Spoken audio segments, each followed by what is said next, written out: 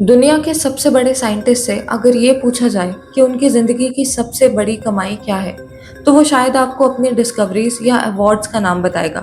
पर क्या आप किसी ऐसे इंसान को जानते हैं जिसने इंडिया को न्यूक्लियर पावर बनाया, आसमान में अग्नि एंड पृथ्वी जैसी मिसाइल्स भेजी, और जब वो दुनिया से गया तब उसके पास ना ही कोई प्रॉपर्टी थी, ना कोई सोना और ना ही कोई बैंक बैलेंस, सिर्फ 2 सूट एंड 2500 बुक्स थी।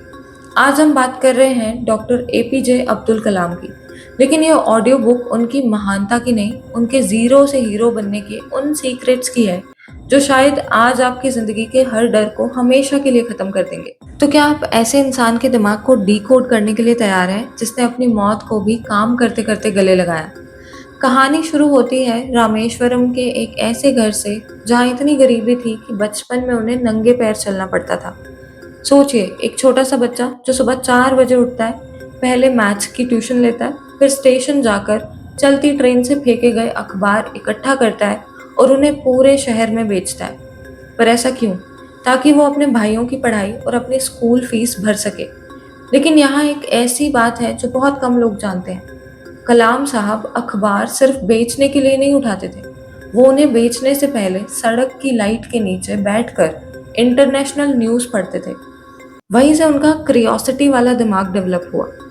उनके फादर एक बोट ओनर थे जो पिलग्रिम्स को एक किनारे से दूसरे किनारे ले जाते थे। एक बार जब समुद्र में बहुत तेज तूफान आया तब उनकी नाव पलट गई और वो नहीं रहे। और उनके जाने के बाद 8 साल के कलाम ने हार नहीं मानी। उन्होंने सीखा कि मुश्किलें आपको रोकने नहीं, बल्कि आपका रास्ता साफ करने आती हैं। तो जब वो बड़े हुए, उनका सपना था इंजीनियरिंग करना। उन्होंने मद्रास इंस्टीट्यूट ऑफ टेक्नोलॉजी में एडमिशन तो ले लिया, पर फीस भरने के उनके पास पैसे नहीं होते थे। तब उनकी बहन ने अपने कुछ ऑर्नामेंट्स गिरवी रख दिए ताकि उनका भाई पढ़ सके।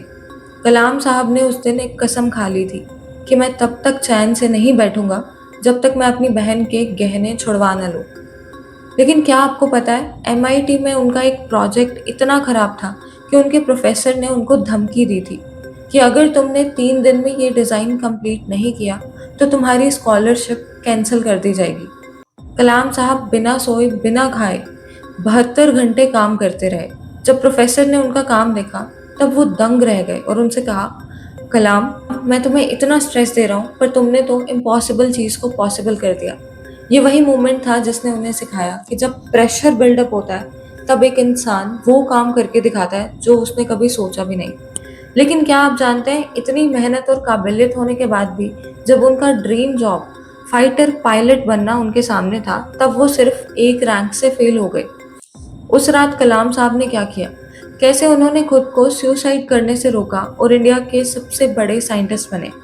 तो आज की इस जर्नी में हम उनकी लाइफ के 3 सबसे बड़े फेलियर्स और उनकी चाइल्डहुड की वो सीक्रेट बातें बताएंगे जो आपको हर मुश्किल में जीतना सिखाएंगी। तो अगर आपने आज ये वीडियो ध्यान से सुन लिया तो आपका लाइफ को देखने का नज़रिया हमेशा के लिए बदलने वाला है। तो चलिए स्टार्ट करते हैं उनके पहले मेजर फेलियर से, the heart break of a dream, fighter pilot rejection. Madras institute of technology से ग्रेजुएशन के बाद कलाम साहब के पास 2 रास्ते थे। पहला, एयरफोर्स में फाइटर पायलट बनना और दूसरा, मिनिस्ट्री ऑफ डिफेंस में एक सिंपल साइंटिस्ट की नौकरी। कलाम साहब का सिर्फ एक ही जुनून था, आसमान की ऊंचाइयों में परवाज भरना। वो एक फाइटर पायलट बनकर देश की हिफाजत करना चाहते थे। जब वो इंटरव्यू के लिए देहरादून गए, उनका फिजिकल टेस्ट हुआ। उन्होंने रिटन एग्जाम दिए और हर स्टेज पर अपना 100% दिया। वो इतने कॉन्फिडेंट थे कि उन्हें लगता था कि अब उनका सपना हकीकत बनने वाला है। लेकिन जब फाइनल रिजल्ट आउट हुआ तब उनकी दुनिया पल भर में बिखर गई। सिर्फ 10 लोग सिलेक्ट होने थे और जब उन्होंने लिस्ट देखी तो उसमें उनका नाम नहीं था। वो सिर्फ एक रैंक से अपने बचपन के सपने से दूर हो गए। सोचिए क्या बीती होगी उस इंसान पर जिसने अपने घर के गहने गिरवी रखकर पढ़ाई की हो और एंड में उसे रिजेक्शन मिले। वो बुरी तरह टूट चुके थे। उन्हें लगा कि बस अब उनकी लाइफ खत्म हो गई है। दुनिया उन्हें रिजेक्ट कर चुकी थी, बट उनकी डेस्टिनी अभी भी उनका इंतजार कर रही थी।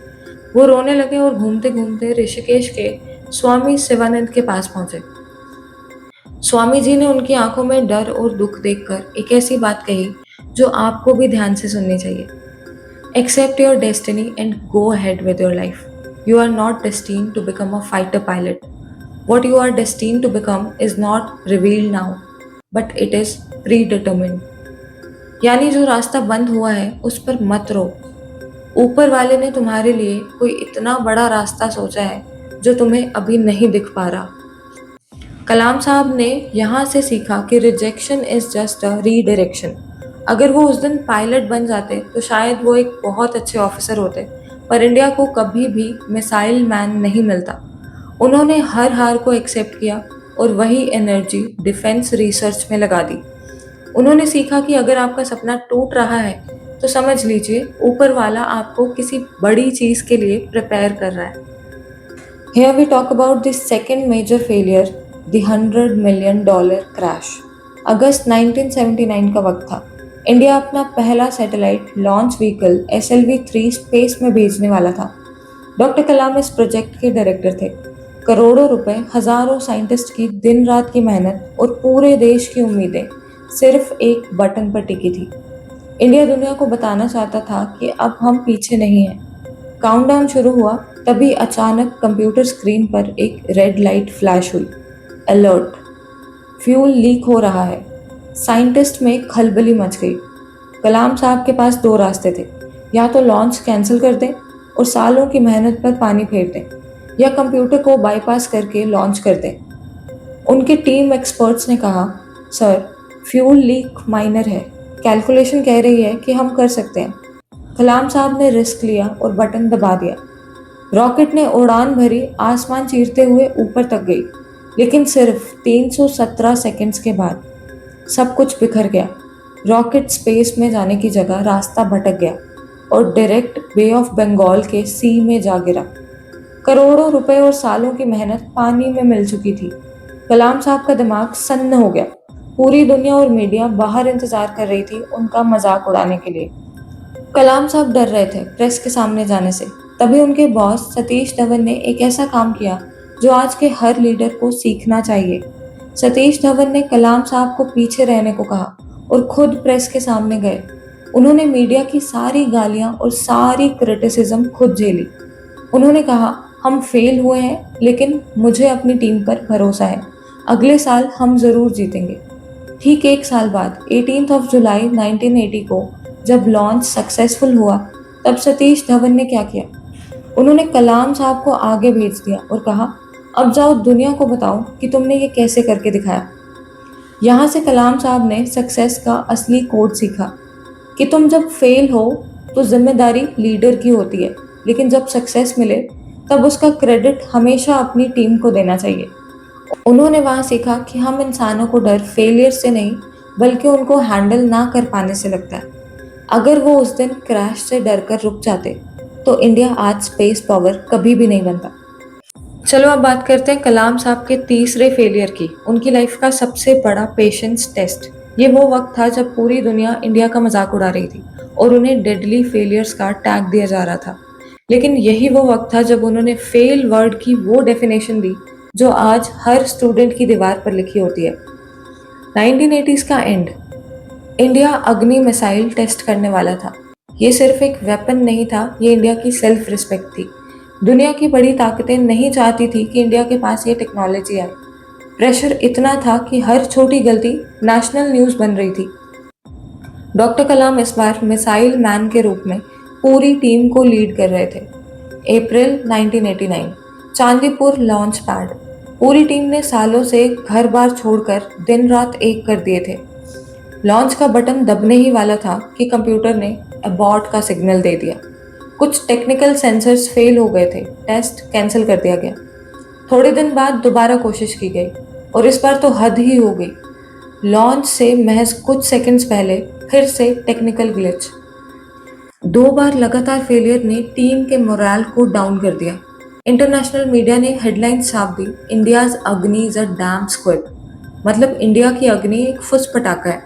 लोग कहने लगे कि इंडिया सिर्फ सपने देखता है, उन्हें पूरा नहीं कर सकता। साइंटिस्ट रो रहे थे, उन्हें लग रहा था कि उनका करियर खत्म हो गया। तब कलाम साहब ने पूरी टीम को एक कमरे में बुलाया। उनकी आंखों में डर नहीं, एक अजीब सी चमक थी। उन्होंने तब एक ऐसी बात कही जो आज हम सबको सुननी चाहिए। दोस्तों, घबराओ मत, फेल का मतलब हार नहीं होता। उन्होंने फेल की एक नई definition the. Fail stands for first attempt in learning. उन्होंने कहा, अगर हमने आज गलती की है तो इसका मतलब आज हमने वो सीख लिया है जो काम नहीं करता, और अब हम वो करेंगे जो ज़रूर काम करेगा। 22 मई 1989 तीसरी बार लॉन्च की तैयारी हुई। सन्नाटा छाया हुआ था और जैसे ही बटन दबा, अग्नि ने आसमान को चीरते हुए ऐसी उड़ान भरी कि पूरी दुनिया की बोलती बंद हो गई। India officially nuclear missile club का हिस्सा बन गया। कलाम साहब ने साबित कर दिया कि जिद ही जीनियस होने की असली पहचान है। तो आज हम जब पीछे मुड़कर देखते हैं तो डॉक्टर कलाम की महानता उनकी मिसाइल्स में नहीं, उनके माइंडसेट में दिखती है। एक इंसान जिसने न्यूज़पेपर बेचा, फाइटर पायलट बनने में फेल हो गया, जिसने अपने प्रोजेक्ट्स को समुद्र में गिरते देखा, वो इंसान हार कैसे मान सकता था? कलाम साहब कहते थे, सपने वो नहीं होते जो आप नींद में देखते हैं, सपने वो होते हैं जो आपको सोने नहीं देते। जब वो प्रेसिडेंट हाउस से निकले तब उनके पास वही दो पुराने बैग थे। उन्होंने दिखा दिया था कि बुद्धिमान वो नहीं जिसके पास बैंक बैलेंस है, बल्कि वो है जिसके पास कैरेक्टर और नॉलेज है। तो ये थी डॉक्टर एपीजे अब्दुल कलाम की ज़िंदगी के वो 3 बड़े फेलियर्स जो आपको ये सिखाएंगे कि असली कामयाबी क्या होती है। हमें ये समझना पड़ेगा कि फेलियर्स दी एंड नहीं होते, वो सिर्फ एक नया रास्ता होते हैं। सोचो, अगर वो फाइटर पायलट ना बनने पर रोने में अपनी पूरी ज़िंदगी गुजार देते, तो क्या आज हम उन्हें मिसाइल मैन कहते? आज की जनरेशन को लगता है कि एक एग्ज़ाम फेल होना, एक जॉब रिजेक्शन या एक ब्रेकअप ज़िंदगी ख़त्म कर देता है। पर कलाम साहब की लाइफ एक जीता जागता सबूत है कि आपका फाइनल रैंक या आपका करंट स्टेटस ये डिसाइड नहीं करता कि आप कहाँ तक जाओगे। आपका दिमाग और आपकी ज़िद ये डिसाइड करती है। उन्होंने अखबार बेचा, आसमान देखा और फिर आसमान को जीत लिया। वो सिखाते हैं कि फेलियर सिर्फ एक स्पीड ब्रेकर है, डेड एंड नहीं। तो आज जब आप ये वीडियो बंद करोगे तब ये मत सोचना कि आपने सिर्फ एक स्टोरी सुनी है। ये सोचना कि डॉक्टर कलाम आपके अंदर भी जिंदा है। तो चलो आज एक डिसीजन लो। क्या आप भी हार से डरकर रुक जाओगे या तब तक मेहनत करोगे जब तक आपको सक्सेस नहीं मिलती? अगर आप भी उन्हें अपना इंस्पिरेशन मानते हैं तो कमेंट में जय हिंद ज़रूर लिखना, और इस वीडियो को उन सब तक ज़रूर पहुंचाना जो आज फेलियर से डर रहे हैं। मैं मिलती हूँ आपसे अगली वीडियो में। तब तक के लिए स्टे लिमिटलेस। Take care.